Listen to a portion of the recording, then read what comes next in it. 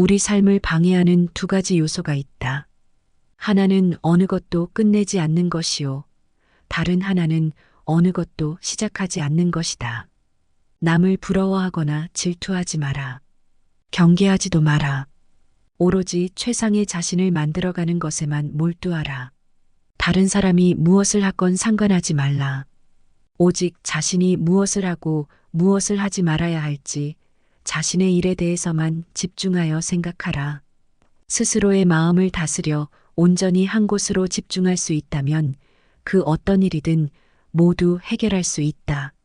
남을 위해서가 아니라 너 자신의 행복을 위해 선을 베풀어라. 신의 지혜를 선물로 받아라.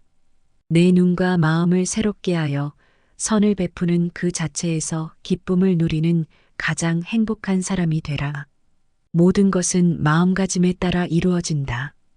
사악한 마음으로 말하거나 행동하면 괴로움은 그 사람을 따라다닌다. 반대로 깨끗한 마음으로 말하거나 행동하면 행복과 보람이 그 사람을 따라다닐 것이다. 오늘은 부처님 말씀을 토대로 노년의 행복을 위하여 몸과 마음의 건강을 지키는 방법 6가지를 말씀드리겠습니다. 첫 번째, 노후에는 적게 먹어라. 음식이 아무리 맛이 있더라도 제 양을 초과하여 먹어서는 안 된다. 오직 기력을 도와 몸을 이롭게 하는 데에서 그칠 줄 알아야 한다. 수행자는 음식을 탐닉해서는 안 된다. 사람은 누구나 자신에게 부여된 음식의 양과 수명이 있다. 그러므로 자기의 몫이 아닌 음식과 수명을 탐내서는 안 된다. 탐한다 해서 자기의 몫이 아닌 것이 더 오지는 않는다. 음식을 탐하면 수명이 짧아진다. 자기 식복이 정해져 있기 때문이다. 음식에 대한 탐심을 많이 내어 자신의 식복을 넘어서면 현생에 더 먹을 복이 없어지기 때문에 수명이 다할 수밖에 없는 것이다. 과식을 하면 복력 또한 소멸한다. 과식을 하는데도 오래 산다면 그 사람은 삶이 불행해지기 쉽다.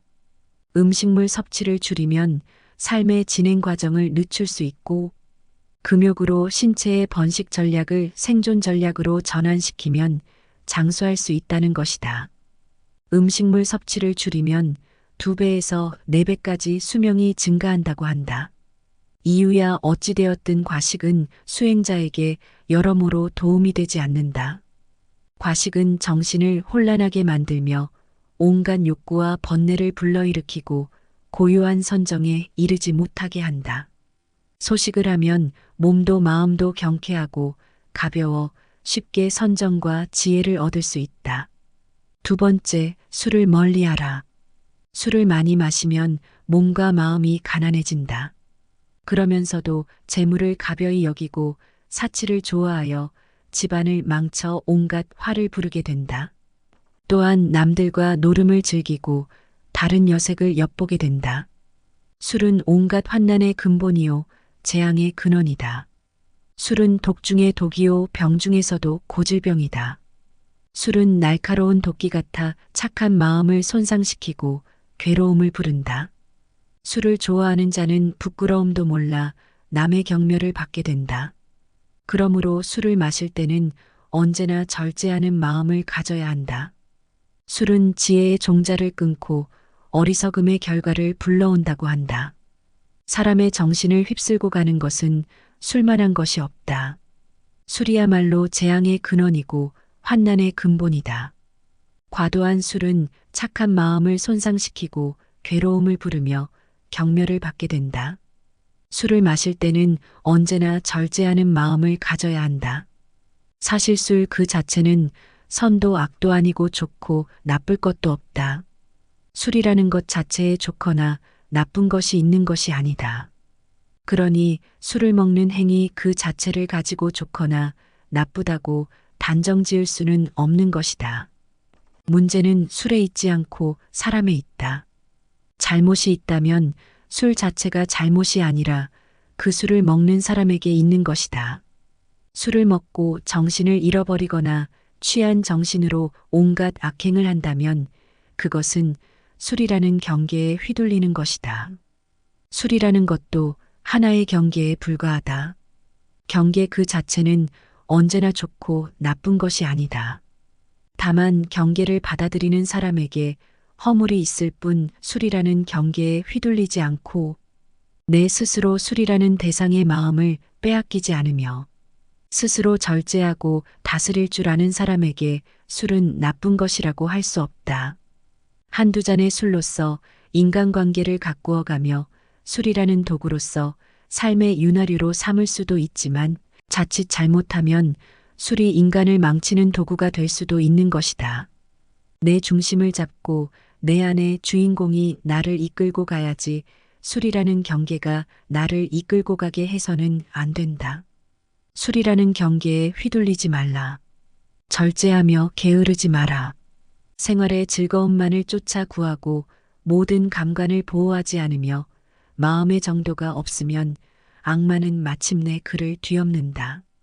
바람이 약한 풀을 쓸어 넘기는 것처럼 생활의 즐거움만을 구하지 않고 모든 감관을 잘 지키며 먹고 마의 절도가 있고 항상 정진하여 믿음이 있으면 악마는 그를 뒤엎지 못한다. 생활은 조금 불편해야 좋은 것이라고 한다. 너무 편하면 게을러지고 자신의 빛을 잃을 수 있기 때문이다. 눈, 귀, 코, 혀, 몸을 가만히 내버려 두고 보호하지 않으면 이내 그 육신의 감각은 좋은 것만을 가리게 되고 욕망에 뒤덮인다. 그러면 나아가 먹고 마시는 일에 절제가 없어지고 몸은 게을러져 어떤 일도 스스로 해나갈 수 없게 되며 나약해지고 겁이 많아지게 마련이다. 그랬을 때 그 나약한 마음의 틈을 타고 악한 생각이 들어오고 온갖 마장이 들끓게 된다. 모름지기 사람은 생활의 즐거움만을 구하지 않아 불편한 가운데 스스로 이겨낼 수 있는 힘과 지혜를 길러야 한다. 또한 먹고 마시는 일에 절제가 있으며 항상 끊임없이 노력하고 정진하여 마음의 틈을 만들지 말아야 한다. 악마는 그런 수행자를 뒤덮지 못한다. 세 번째, 바람 앞에 우뚝 선 큰 산처럼 죽을 때 가지고 갈 수 있는 것을 위해 살아라. 아무리 건강한 몸이라도 질병에 시달리게 마련이며 젊음도 늙음으로 돌아가고 어떠한 목숨이라도 죽음 앞에 무너지게 마련이니 영원한 것은 자비로운 마음으로 정법을 닦는 것이다. 그러면 임종에 이르러 후회하지 않게 될 것이고 임종에 이르러 후회하지 않으면 집착이 없어 좋은 곳에 날 것이다. 생이 있는 모든 것은 반드시 사가 있게 마련이다. 삶이 경이롭고 죽음 또한 경이롭고 신비롭다. 살아있음이 아름답듯 죽음 또한 아름다움의 시작이다. 죽음이 비참하고 괴롭고 어둡고 무서운 것이라는 생각이야말로 인간이 만들어낸 가장 큰 착각이다. 죽음은 또 다른 신비로운 세상으로의 여행이다. 언제나 미지로의 여행은 신비롭듯 다음 생으로의 여행 또한 신비롭고 설렌다. 물론 이번 생을 온갖 악행과 폭력과 화와 번뇌로 물들이며 악업을 쌓아온 사람에게 죽음은 괴로운 세상으로의 여행이 되겠지만 선행과 자비와 사랑과 나눔과 깨어있음의 수행으로 일생을 살아온 사람들에게 죽음은 설레고 행복한 새로운 탄생을 의미한다. 누구나 태어나면 죽고 건강하던 몸이 허약해지면 부귀영화도 사라지고 젊음도 늙음으로 돌아간다. 그러나 육신이 죽더라도 업력과 폭력과 수행력은 다음 생에 또 다른 새로운 나를 형성시켜 갈 것이다. 선업을 짓고 자비로서 복을 짓고 깨어있음의 수행을 행한 이는 임종에 이르러 후회하지 않을 것이고 후회가 없고 집착이 없는 이는 반드시 좋은 곳에 날 것이다. 죽음을 준비하는 것은 곧 삶을 어떻게 살아갈 것인가를 준비하는 것이다. 웰다행이 곧 웰빙의 바탕이다. 지금 이 순간 임종이 닥친다면 후회가 없을 것인가? 업과 복과 수행 앞에서 부끄럽지 않을 수 있겠는가? 죽고 나서 가지고 갈 수 없는 것들에 목숨을 거는 어리석은 삶을 그만두라. 죽고 나서 가지고 갈 수 있는 것들이야말로 참되다. 죽음에 이르렀을 때에도 생사의 분별에 집착하지 않으면 평생을 쌓아온 업장이라 소멸할 수 있다. 일생을 수행했을 임종에 이르러 생사에 집착하면 그 수행은 물거품이 되고 오히려 마귀의 포로가 되고 만다. 지금이라도 본래 마음을 깨달으면 다시 번뇌에 물들지 않는다. 하루 중에도 잠자리에 들기 직전이 중요하다. 시끄러운 TV 소음에 시달리다 잠에 들면 잠든 내내 소음이 꿈속까지 뒤따라와서 정신을 뒤흔들어 놓지만 잠들기 직전 고요함 속에서 잠에 들면 밤새 고요함이 지켜진다. 가만히 잠들기 직전 무슨 생각을 하다 잠이 들었는지, 그리고 그 생각들과 꿈에는 어떤 연관이 있었는지를 떠올려 보라.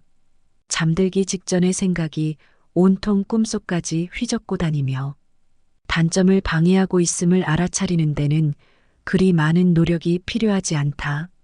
하루 중에 이처럼 잠드는 순간이 중요하듯 일평생 가운데는 죽는 순간이 중요하다. 아무리 일평생 수행을 잘했다 하더라도 죽는 순간 생에 집착하여 미련을 못 버린다면 그간의 모든 수행은 물거품이 되고 오히려 마귀의 포로가 되어 헤매게 되나, 죽음에 이르러 생에 집착하지 않는다면 일평생의 수행을 뛰어넘는 결과를 얻을 수도 있다. 죽는 순간 생사에 집착해 자유롭기 위해 사는 순간에도 끊임없이 생사에 집착을 놓아버리는 공부를 하는 것이다. 하루하루의 삶이 깨어 있으며 집착을 버리고 욕망을 거스르며 온갖 번뇌를 놓아가는 쪽으로 비움과 수행의 삶을 사는 사람에게 죽음은 삶의 연장이다. 삶의 순간순간을 어떤 방식으로 살았느냐에 따라 죽는 순간을 어떻게 대처하느냐가 결정되어지기 때문이다. 올바른 웰빙이란 웰다잉과 다르지 않다. 웰다잉을 위해 죽는 순간의 공부를 위해 사는 순간 생사에 집착 없이 올바로 죽는 연습을 하는 것이다. 생사를 비롯한 양극단의 모든 분별을 죽이는 것이야말로 참말로 잘 죽는 웰다잉이다. 네 번째, 더 이상 애쓰면서 살지 마라. 부모에게 받은 이 몸은 마치 시방의 허공을 입으로 불면 미진의 티끌이 있는 듯 없는 듯함 같으며 맑은 큰 바다의 거품이 흘러가면서 생겼다가 사라졌다 함과 같다. 겉모습과 몸매와 외모가 중요한 세상. 이런 세상이야말로 이 세상이 얼마나 정신적인 타락의 길을 걷고 있는지를 증명해주고 있다. 바깥에 보이는 것에 휘둘린다면 내면에 중요한 것은 뒷줄 신세를 면치 못한다. 몸의 실체는 어떠한가? 그것은 꿈과 같고 환술 같고 거품과 같고 그림자와 같고 티끌과 같다. 이런 몸을 무얼 그리 사랑하고 애착하는가? 그래서 옛 스승들은 이 몸을 똥주머니라는 똥만 잔뜩 넣어가지고 다니는 똥주머니라고 했다. 똥주머니를 위해 무얼 그리 치장하고 내세우며 어여삐 여기는가? 몸 안에 온갖 내장이 기관들 똥오줌을 다 끄집어내 보면 얼마나 더럽고 흉측한 것인가? 그걸 다만 이 하얀 살결에 포장한 것에 지나지 않을 뿐이다. 살결에 포장한 것을 조금 잘했다고, 예쁘다 하고 못했다고, 못났다고 차별할 일이 무엇인가? 모두가 한낮 뜬 구름과 같고 바다에 뜬 거품과 같으며 꿈과 같고 그림자와 같은 것일 뿐이다. 다만 마음이 중요한 것이다. 몸을 중요시 여기는 그 마음이 우리 몸을 더욱 더럽히고 욕되게 만든다. 몸에 얽매이고 집착할수록 정신은 공허하게 총기를 잃고 만다. 그러니 몸, 형상, 모습, 생김새를 탓하지 말고 또 얽매이지도 말자. 몸을 이제 그만 놔둬라. 다섯 번째, 부모님을 잘 섬기고 부모님께 효도하라. 부모님 공경이 곧 부처님 공경이다. 부모님은 나를 낳아서 나로 하여금 도를 배우게 하심으로 모든 남자는 나의 아버지이며 모든 여인은 나의 어머니로 알아라. 이제 깨달음을 얻는 것은 다 부모님의 은혜이니 사람이 도를 배우고자 하면 먼저 효도로 정진하지 않으면 안 된다. 부모님의 은혜는 부처님의 은혜와 동등하고 부모님을 섬기는 데서 오는 과보는 불보살님을 섬기는 데서 오는 과보와 같다. 부모님께 효도를 베푼다면 이 세상의 모든 선행에 으뜸이 된다. 부모님이야말로 지금의 나를 있게 한 뿌리이며 근원적인 인연이기에 부모님이나 부부 자식처럼 나와 가까운 인연은 곧 내 안에 업이 투영된 관계라고 볼 수 있다. 그들 속에서 나를 볼 수 있어야 한다. 그들과 나와의 관계는 곧 내 안에 업을 녹이는 공부이고 나 자신을 성장시켜가는 마음 공부의 생생한 현장이다. 업장 소멸에 열린 장이 바로 가족이며 부모다. 그렇기에 부모에 대한 효도야말로 우주적인 순리를 따르는 수행이고 자비의 시작이다. 부모님과의 관계가 바르지 못하다면 그 첫 단추가 사회생활의 모든 단추를 흐트러지게 만든다. 가족과의 관계 그 기초 위에서 모든 타인들과의 인연이 성숙되어 가는 것이다. 특히 효도는 모든 자비와 지혜의 첫 단추와 같다. 그래서 부모님을 공경하는 것은 곧 부처님을 공경하는 것과 같다고 하는 것이다.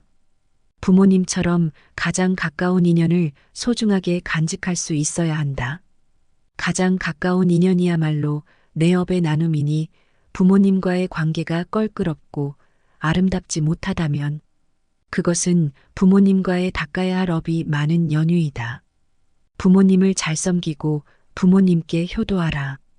그것이 업장 소멸의 매우 빠른 길이고 모든 공덕이 그로 인해 시작된다. 어리석은 범부들은 나를 나라고 보아 나에 집착한다. 그러나 필경에는 나도 없고 내 것도 없나니 나를 비우고 내 것이라는 생각도 비워야 한다.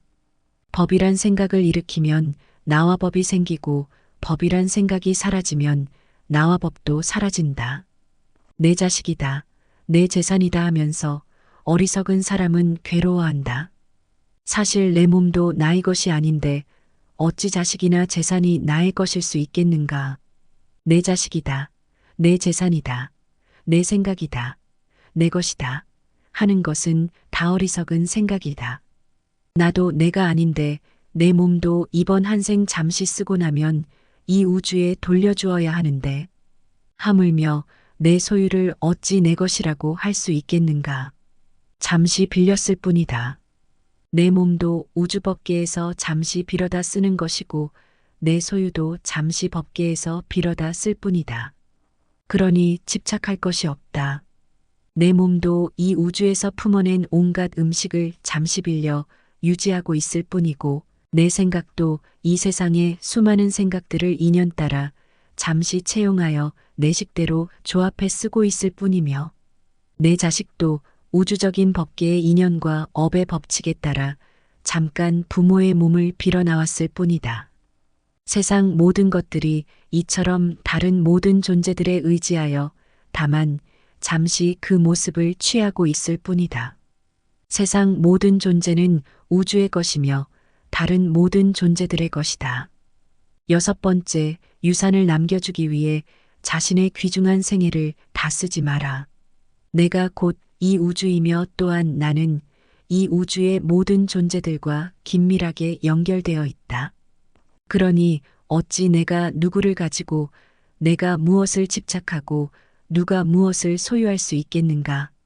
온 우주는 전체에 의해 존재하며 전체에 의해 소유되고 있는 것이다. 내 것이란 울타리를 걷어내면 모든 것이 그대로 있을 곳에 있고 제자리를 찾는다. 그런 신성한 우주적인 것에 내 것이라는 울타리를 치면서부터 우리는 우주로부터 진리로부터 외면받고 있다. 내 것을 만들면 세계가 나뉘어 시끄럽지만 내 것을 걷어내면 세계도 나도 나뉘지 않아 고요하다.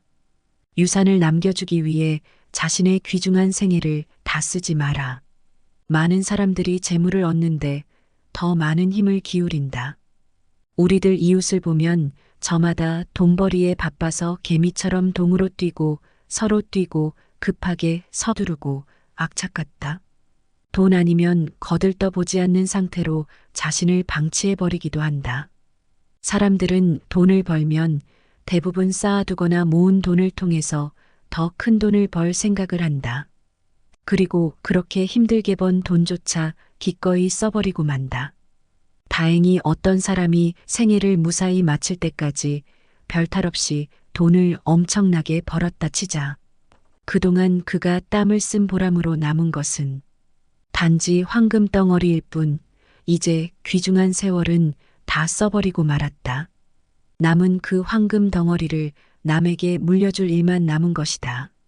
그런 생애가 혹시 남 보기에는 호화롭고 멋지게 보일지 모르지만 그는 사실상 인생을 잃기 위해 돈을 벌었으며 남에게 빼앗기기 위해 돈을 번 것이나 마찬가지다. 돈을 벌어서 써보지도 못하고 유산으로 남겨주기 위해 귀중한 인생을 낭비했다. 그는 참으로 허망한 일을 했으며 미친 생애를 살았다고 말할 수밖에 없다. 평생을 의식주와 호의호식 위에 악전고투를 하며 사는 것처럼 어리석은 일은 없다. 더구나 대체로 대한 유산을 물려받은 사람들은 순식간에 재산을 탕진하는 일들을 주위에서 흔히 보아왔다. 그렇다면 그는 자신의 인생도 돈을 위해 망치고 유산을 물려준 자녀까지 망치는 일을 자행해온 셈이 된다. 명예는 보배롭고 명성은 탐나는 것이지만 그것은 소수의 비범한 자에게만 허용되는 왕관이다. 그리고 그것은 돈으로도 살 수 없는 값진 것이다. 그러나 사람들은 명예의 월계관보다 재물을 더 선택하고 있다.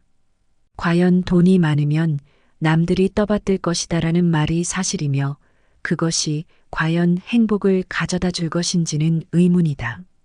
모두가 그토록 바라던 순간은 바로 지금이다.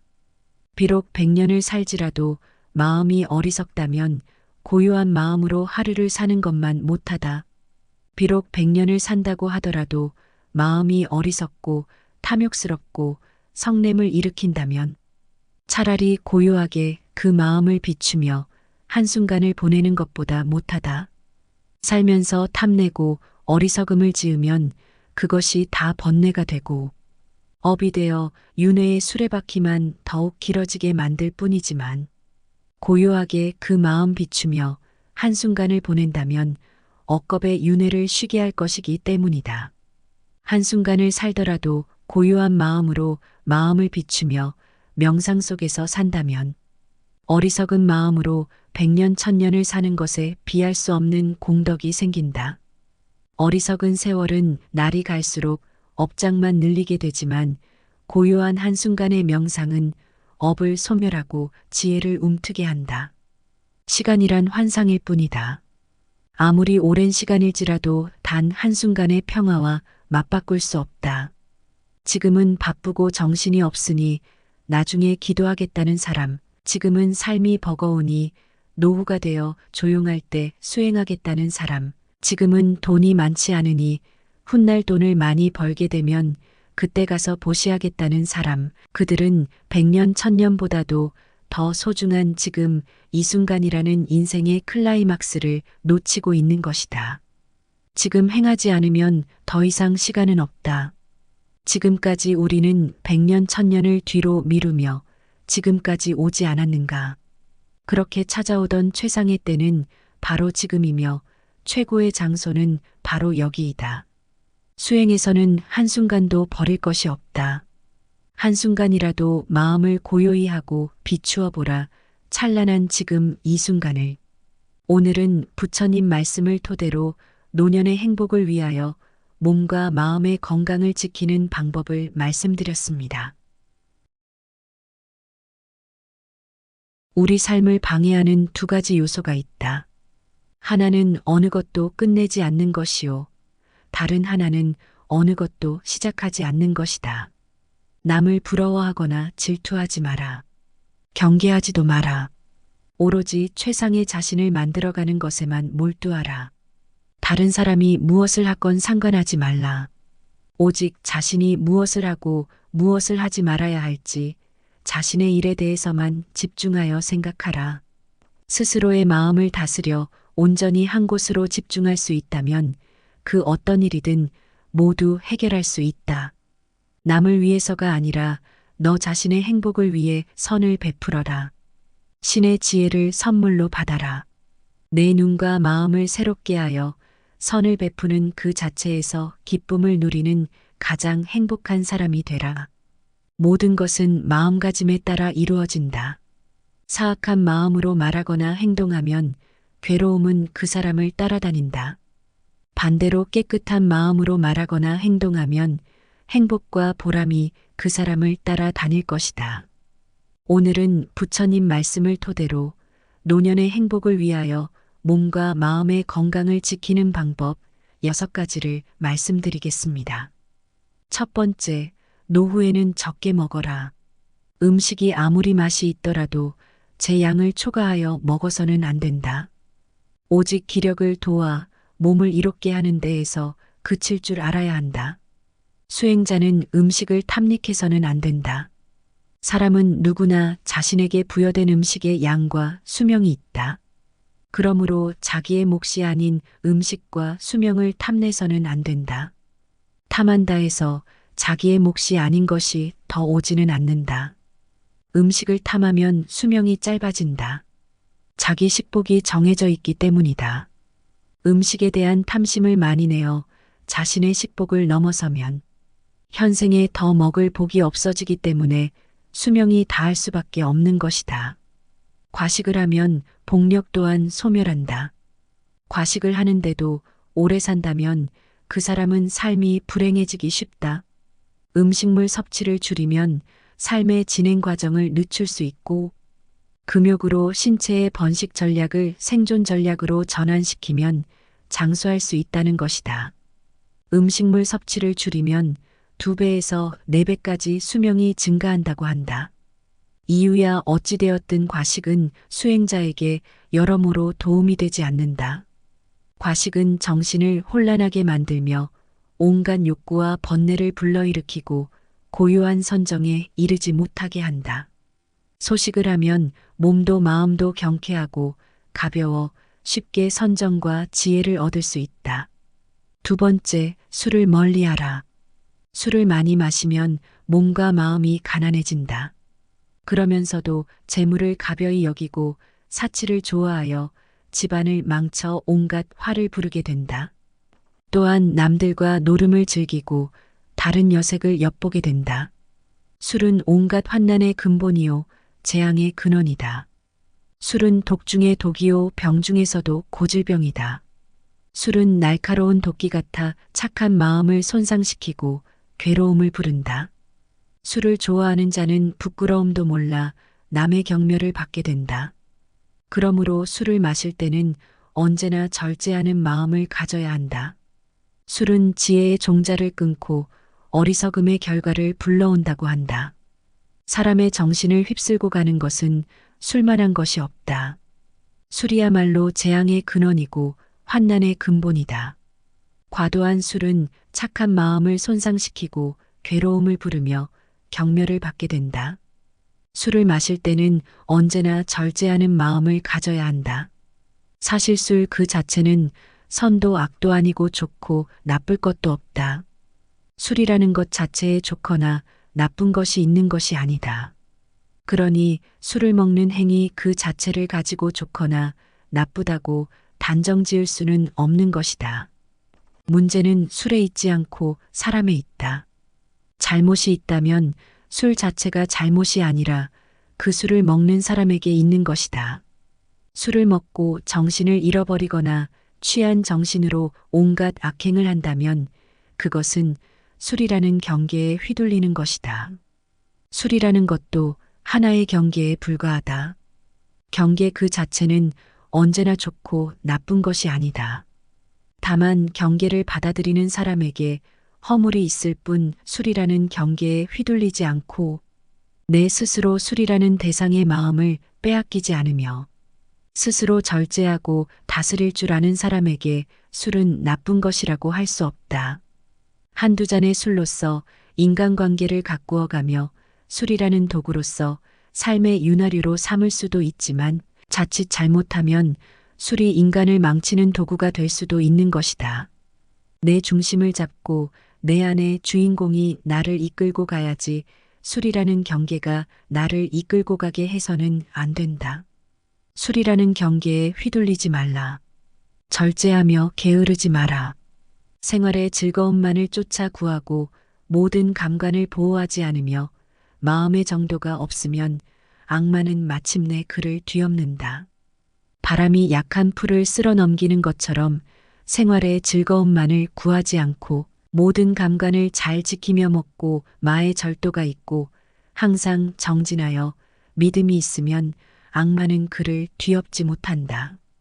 생활은 조금 불편해야 좋은 것이라고 한다. 너무 편하면 게을러지고 자신의 빛을 잃을 수 있기 때문이다. 눈, 귀, 코, 혀, 몸을 가만히 내버려 두고 보호하지 않으면 이내 그 육신의 감각은 좋은 것만을 가리게 되고 욕망에 뒤덮인다. 그러면 나아가 먹고 마시는 일에 절제가 없어지고 몸은 게을러져 어떤 일도 스스로 해나갈 수 없게 되며 나약해지고 겁이 많아지게 마련이다. 그랬을 때 그 나약한 마음의 틈을 타고 악한 생각이 들어오고 온갖 마장이 들끓게 된다. 모름지기 사람은 생활의 즐거움만을 구하지 않아 불편한 가운데 스스로 이겨낼 수 있는 힘과 지혜를 길러야 한다. 또한 먹고 마시는 일에 절제가 있으며 항상 끊임없이 노력하고 정진하여 마음의 틈을 만들지 말아야 한다. 악마는 그런 수행자를 뒤덮지 못한다. 세 번째, 바람 앞에 우뚝 선 큰 산처럼 죽을 때 가지고 갈 수 있는 것을 위해 살아라. 아무리 건강한 몸이라도 질병에 시달리게 마련이며 젊음도 늙음으로 돌아가고 어떠한 목숨이라도 죽음 앞에 무너지게 마련이니 영원한 것은 자비로운 마음으로 정법을 닦는 것이다. 그러면 임종에 이르러 후회하지 않게 될 것이고 임종에 이르러 후회하지 않으면 집착이 없어 좋은 곳에 날 것이다. 생이 있는 모든 것은 반드시 사가 있게 마련이다. 삶이 경이롭고 죽음 또한 경이롭고 신비롭다. 살아있음이 아름답듯 죽음 또한 아름다움의 시작이다. 죽음이 비참하고 괴롭고 어둡고 무서운 것이라는 생각이야말로 인간이 만들어낸 가장 큰 착각이다. 죽음은 또 다른 신비로운 세상으로의 여행이다. 언제나 미지로의 여행은 신비롭듯 다음 생으로의 여행 또한 신비롭고 설렌다. 물론 이번 생을 온갖 악행과 폭력과 화와 번뇌로 물들이며 악업을 쌓아온 사람에게 죽음은 괴로운 세상으로의 여행이 되겠지만 선행과 자비와 사랑과 나눔과 깨어있음의 수행으로 일생을 살아온 사람들에게 죽음은 설레고 행복한 새로운 탄생을 의미한다. 누구나 태어나면 죽고 건강하던 몸이 허약해지면 부귀영화도 사라지고 젊음도 늙음으로 돌아간다. 그러나 육신이 죽더라도 업력과 폭력과 수행력은 다음 생에 또 다른 새로운 나를 형성시켜 갈 것이다.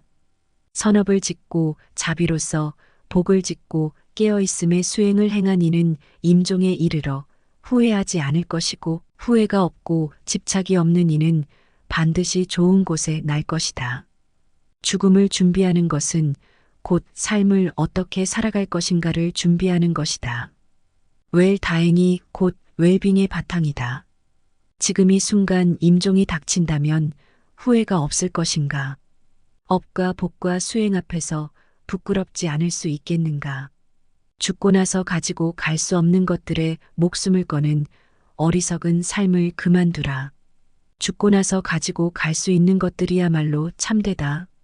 죽음에 이르렀을 때에도 생사의 분별에 집착하지 않으면 평생을 쌓아온 업장이라 소멸할 수 있다. 일생을 수행했을 임종에 이르러 생사에 집착하면 그 수행은 물거품이 되고 오히려 마귀의 포로가 되고 만다. 지금이라도 본래 마음을 깨달으면 다시 번뇌에 물들지 않는다. 하루 중에도 잠자리에 들기 직전이 중요하다. 시끄러운 TV 소음에 시달리다 잠에 들면 잠든 내내 소음이 꿈속까지 뒤따라와서 정신을 뒤흔들어 놓지만 잠들기 직전 고요함 속에서 잠에 들면 밤새 고요함이 지켜진다. 가만히 잠들기 직전 무슨 생각을 하다 잠이 들었는지, 그리고 그 생각들과 꿈에는 어떤 연관이 있었는지를 떠올려 보라. 잠들기 직전의 생각이 온통 꿈속까지 휘젓고 다니며 단점을 방해하고 있음을 알아차리는 데는 그리 많은 노력이 필요하지 않다. 하루 중에 이처럼 잠드는 순간이 중요하듯 일평생 가운데는 죽는 순간이 중요하다. 아무리 일평생 수행을 잘했다 하더라도 죽는 순간 생에 집착하여 미련을 못 버린다면 그간의 모든 수행은 물거품이 되고 오히려 마귀의 포로가 되어 헤매게 되나, 죽음에 이르러 생에 집착하지 않는다면 일평생의 수행을 뛰어넘는 결과를 얻을 수도 있다. 죽는 순간 생사에 집착해 자유롭기 위해 사는 순간에도 끊임없이 생사에 집착을 놓아버리는 공부를 하는 것이다. 하루하루의 삶이 깨어 있으며 집착을 버리고 욕망을 거스르며 온갖 번뇌를 놓아가는 쪽으로 비움과 수행의 삶을 사는 사람에게 죽음은 삶의 연장이다. 삶의 순간순간을 어떤 방식으로 살았느냐에 따라 죽는 순간을 어떻게 대처하느냐가 결정되어지기 때문이다. 올바른 웰빙이란 웰다잉과 다르지 않다. 웰다잉을 위해 죽는 순간의 공부를 위해 사는 순간 생사에 집착 없이 올바로 죽는 연습을 하는 것이다. 생사를 비롯한 양극단의 모든 분별을 죽이는 것이야말로 참말로 잘 죽는 웰다잉이다. 네 번째, 더 이상 애쓰면서 살지 마라. 부모에게 받은 이 몸은 마치 시방의 허공을 입으로 불면 미진의 티끌이 있는 듯 없는 듯함 같으며 맑은 큰 바다의 거품이 흘러가면서 생겼다가 사라졌다 함과 같다. 겉모습과 몸매와 외모가 중요한 세상. 이런 세상이야말로 이 세상이 얼마나 정신적인 타락의 길을 걷고 있는지를 증명해주고 있다. 바깥에 보이는 것에 휘둘린다면 내면에 중요한 것은 뒷줄 신세를 면치 못한다. 몸의 실체는 어떠한가? 그것은 꿈과 같고 환술 같고 거품과 같고 그림자와 같고 티끌과 같다. 이런 몸을 무얼 그리 사랑하고 애착하는가? 그래서 옛 스승들은 이 몸을 똥주머니라는 똥만 잔뜩 넣어가지고 다니는 똥주머니라고 했다. 똥주머니를 위해 무얼 그리 치장하고 내세우며 어여삐 여기는가. 몸 안에 온갖 내장이 기관들 똥오줌을 다 끄집어내 보면 얼마나 더럽고 흉측한 것인가. 그걸 다만 이 하얀 살결에 포장한 것에 지나지 않을 뿐이다. 살결에 포장한 것을 조금 잘했다고, 예쁘다 하고 못했다고, 못났다고 차별할 일이 무엇인가. 모두가 한낮 뜬 구름과 같고 바다에 뜬 거품과 같으며 꿈과 같고 그림자와 같은 것일 뿐이다. 다만 마음이 중요한 것이다. 몸을 중요시 여기는 그 마음이 우리 몸을 더욱 더럽히고 욕되게 만든다. 몸에 얽매이고 집착할수록 정신은 공허하게 총기를 잃고 만다. 그러니 몸, 형상, 모습, 생김새를 탓하지 말고 또 얽매이지도 말자. 몸을 이제 그만 놔둬라. 다섯 번째, 부모님을 잘 섬기고 부모님께 효도하라. 부모님 공경이 곧 부처님 공경이다. 부모님은 나를 낳아서 나로 하여금 도를 배우게 하심으로 모든 남자는 나의 아버지이며 모든 여인은 나의 어머니로 알아라. 이제 깨달음을 얻는 것은 다 부모님의 은혜이니 사람이 도를 배우고자 하면 먼저 효도로 정진하지 않으면 안 된다. 부모님의 은혜는 부처님의 은혜와 동등하고 부모님을 섬기는 데서 오는 과보는 불보살님을 섬기는 데서 오는 과보와 같다. 부모님께 효도를 베푼다면 이 세상의 모든 선행에 으뜸이 된다. 부모님이야말로 지금의 나를 있게 한 뿌리이며 근원적인 인연이기에 부모님이나 부부 자식처럼 나와 가까운 인연은 곧 내 안에 업이 투영된 관계라고 볼 수 있다. 그들 속에서 나를 볼 수 있어야 한다. 그들과 나와의 관계는 곧 내 안에 업을 녹이는 공부이고 나 자신을 성장시켜가는 마음 공부의 생생한 현장이다.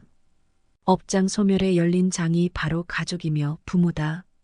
그렇기에 부모에 대한 효도야말로 우주적인 순리를 따르는 수행이고 자비의 시작이다.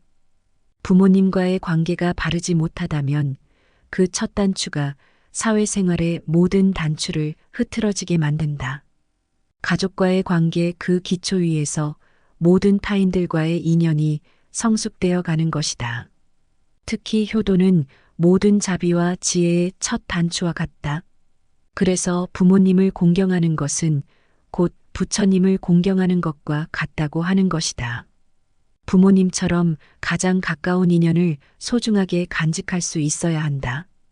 가장 가까운 인연이야말로 내 업의 나눔이니 부모님과의 관계가 껄끄럽고 아름답지 못하다면 그것은 부모님과의 닦아야 할 업이 많은 연유이다. 부모님을 잘 섬기고 부모님께 효도하라. 그것이 업장 소멸의 매우 빠른 길이고 모든 공덕이 그로 인해 시작된다. 어리석은 범부들은 나를 나라고 보아 나에 집착한다. 그러나 필경에는 나도 없고 내 것도 없나니 나를 비우고 내 것이라는 생각도 비워야 한다. 법이란 생각을 일으키면 나와 법이 생기고 법이란 생각이 사라지면 나와 법도 사라진다. 내 자식이다. 내 재산이다 하면서 어리석은 사람은 괴로워한다. 사실 내 몸도 나의 것이 아닌데 어찌 자식이나 재산이 나의 것일 수 있겠는가. 내 자식이다. 내 재산이다. 내 생각이다. 내 것이다. 하는 것은 다 어리석은 생각이다.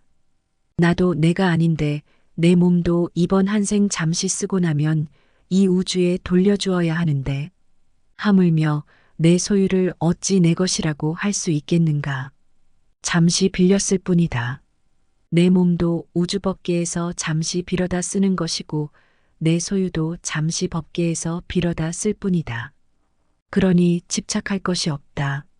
내 몸도 이 우주에서 품어낸 온갖 음식을 잠시 빌려 유지하고 있을 뿐이고 내 생각도 이 세상의 수많은 생각들을 인연 따라 잠시 채용하여 내 식대로 조합해 쓰고 있을 뿐이며 내 자식도 우주적인 법계의 인연과 업의 법칙에 따라 잠깐 부모의 몸을 빌어 나왔을 뿐이다. 세상 모든 것들이 이처럼 다른 모든 존재들에 의지하여 다만 잠시 그 모습을 취하고 있을 뿐이다. 세상 모든 존재는 우주의 것이며 다른 모든 존재들의 것이다. 여섯 번째, 유산을 남겨주기 위해 자신의 귀중한 생애를 다 쓰지 마라. 내가 곧 이 우주이며 또한 나는 이 우주의 모든 존재들과 긴밀하게 연결되어 있다. 그러니 어찌 내가 누구를 가지고 내가 무엇을 집착하고 누가 무엇을 소유할 수 있겠는가. 온 우주는 전체에 의해 존재하며 전체에 의해 소유되고 있는 것이다. 내 것이란 울타리를 걷어내면 모든 것이 그대로 있을 곳에 있고 제자리를 찾는다. 그런 신성한 우주적인 것에 내 것이라는 울타리를 치면서부터 우리는 우주로부터 진리로부터 외면받고 있다. 내 것을 만들면 세계가 나뉘어 시끄럽지만 내 것을 걷어내면 세계도 나도 나뉘지 않아 고요하다. 유산을 남겨주기 위해 자신의 귀중한 생애를 다 쓰지 마라. 많은 사람들이 재물을 얻는데 더 많은 힘을 기울인다. 우리들 이웃을 보면 저마다 돈벌이에 바빠서 개미처럼 동으로 뛰고 서로 뛰고 급하게 서두르고 악착 같다. 돈 아니면 거들떠 보지 않는 상태로 자신을 방치해버리기도 한다. 사람들은 돈을 벌면 대부분 쌓아두거나 모은 돈을 통해서 더 큰 돈을 벌 생각을 한다. 그리고 그렇게 힘들게 번 돈조차 기꺼이 써버리고 만다. 다행히 어떤 사람이 생애를 무사히 마칠 때까지 별탈 없이 돈을 엄청나게 벌었다 치자. 그동안 그가 땀을 쓴 보람으로 남은 것은 단지 황금 덩어리일 뿐 이제 귀중한 세월은 다 써버리고 말았다. 남은 그 황금 덩어리를 남에게 물려줄 일만 남은 것이다. 그런 생애가 혹시 남보기에는 호화롭고 멋지게 보일지 모르지만 그는 사실상 인생을 잃기 위해 돈을 벌었으며 남에게 빼앗기기 위해 돈을 번 것이나 마찬가지다. 돈을 벌어서 써보지도 못하고 유산으로 남겨주기 위해 귀중한 인생을 낭비했다. 그는 참으로 허망한 일을 했으며 미친 생애를 살았다고 말할 수밖에 없다. 평생을 의식주와 호의호식 위에 악전고투를 하며 사는 것처럼 어리석은 일은 없다. 더구나 대체로 대한 유산을 물려받은 사람들은 순식간에 재산을 탕진하는 일들을 주위에서 흔히 보아왔다. 그렇다면 그는 자신의 인생도 돈을 위해 망치고 유산을 물려준 자녀까지 망치는 일을 자행해온 셈이 된다. 명예는 보배롭고 명성은 탐나는 것이지만 그것은 소수의 비범한 자에게만 허용되는 왕관이다. 그리고 그것은 돈으로도 살 수 없는 값진 것이다. 그러나 사람들은 명예의 월계관보다 재물을 더 선택하고 있다.